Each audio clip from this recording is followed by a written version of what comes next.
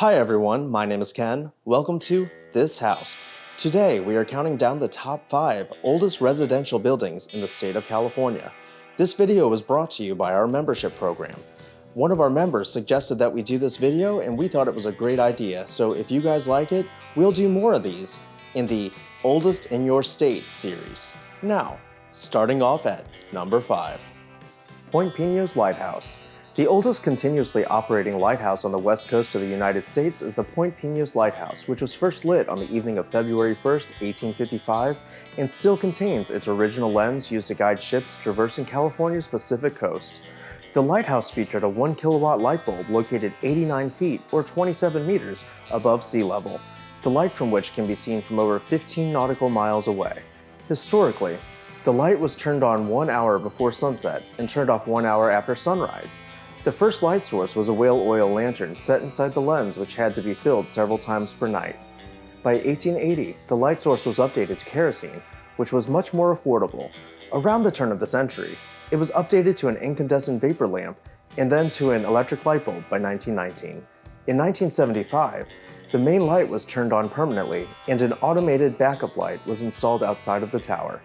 The Point was a part of the 2,667-acre Rancho Punto de Pinos Mexican land grant made to Jose Maria Armenta in 1833 and re-granted to Jose Abrego in 1844. In 1850, after the Mexican-American War and the American acquisition of Alta California, Congress appropriated funds for the construction of lighthouses on the West Coast. In 1852, the Secretary of the Treasury ordered the building of 7 beacons along the California coast, one of which was to be located at Point Pinos, the dangerous southern entrance to the Monterey Bay. The first lightkeeper was Charles Layton, appointed to the post at $1,000 per year.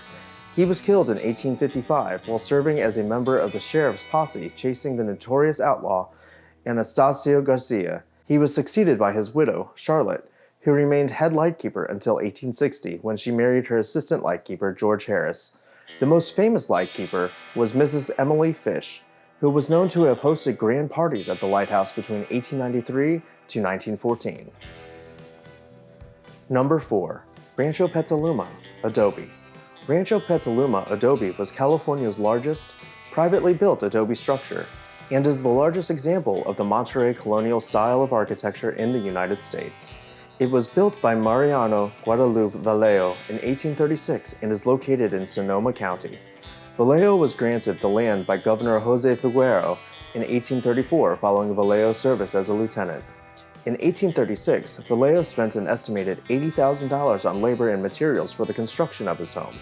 To put this in perspective, $80,000 in 1836 would have the same buying power as $2,353,264 today.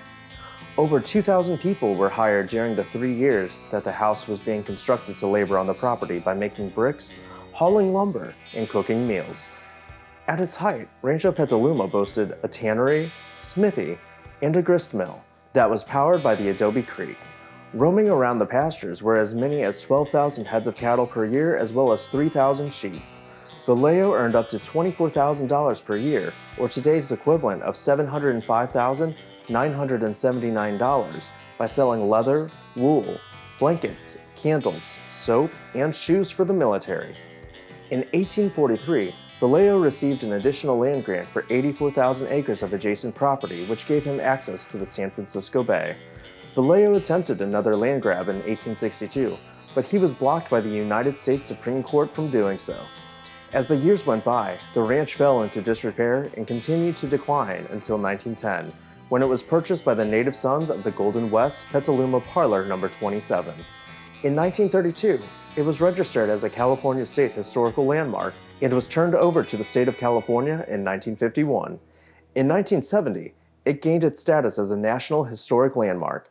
Today, you can visit what remains of the ranch at the Petaluma Adobe State Historic Park and explore exhibits and a small museum. Number 3. The Avila Adobe. The Avila Adobe was built in 1818 by Francisco Avila in Los Angeles, California. To this day, it is the oldest standing residence in LA. It currently stands in Los Angeles' Plaza Historic District. Though this is not its original location, It was first built in a Spanish settlement along the Los Angeles River and was one of the first houses to share street frontage in Pueblo de Los Angeles of Spanish colonial Alta California. The walls of the villa adobe are 2.5 to 3 feet thick and are built from sun-baked adobe bricks. The original ceilings are 15 feet tall and supported by beams of cottonwood, which was available along the banks of the Los Angeles River. Though the roof appears slanted today, the original roof was flat. Tar was brought up from the La Brea tar pits located near the northern boundary of Avila's Rancho Las Ciénegas. The tar was mixed with rocks and horsehair, a common binder in exterior building material, and applied to beams on the roof as a sealant from inclement weather. The original structure was nearly twice as long as it now appears, and was L-shaped with a wing that extended nearly to the center of Olvera Street. The rear of the house had a long porch facing the patio. Francisco tended a garden and a vineyard in the rear courtyard. After his passing, and during the Mexican-American War, the house was seized and used as a headquarters by American troops advancing on the city of Los Angeles. Following the event, the house began to deteriorate until it was purchased and converted into a house museum that you can visit to see 7 of the original interior rooms. Number 2. Peralta Adobe. The Peralta Adobe is the oldest building in San Jose, California. It was built in 1797 by Jose Manuel Gonzalez, one of the founders of San Jose. The house was named after its most famous resident, Luis Maria Peralta. In 1808, Luis acquired the adobe. Peralta was a sergeant in the Spanish Army, commissioner of the Pueblo of San Jose, and owner of Rancho San Antonio of the East Bay, one of the largest ranchos in Alta California. Peralta divided the house into 2 rooms, built a porch, a kitchen, and a chimney. He died in August 1851, leaving the adobe to his 2 daughters. Purchased by the city of San Jose in 1966, the adobe building was restored and the surrounding park completed in 1976. Today, the adobe serves as a house museum and can be toured by appointment. The house museum boasts period-accurate furniture to depict the house as it would have appeared 200 years ago.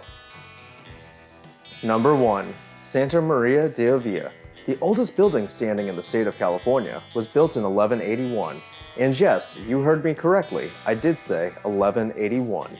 Santa Maria de Avila is a former Cistercian monastery built in Spain beginning in 1181 on the Tagus River near Trio, Guadalajara, about 90 miles northeast of Madrid.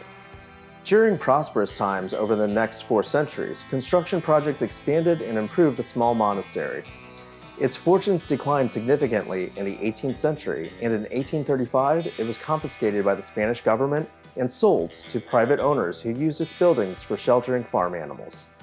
American publisher William Randolph Hearst bought parts of the monastery in 1931 with the intention of using its stones in the construction of a grand and fanciful castle, but after some 10,000 stones were removed and shipped, they were abandoned in San Francisco for decades. These stones are now in various locations around California.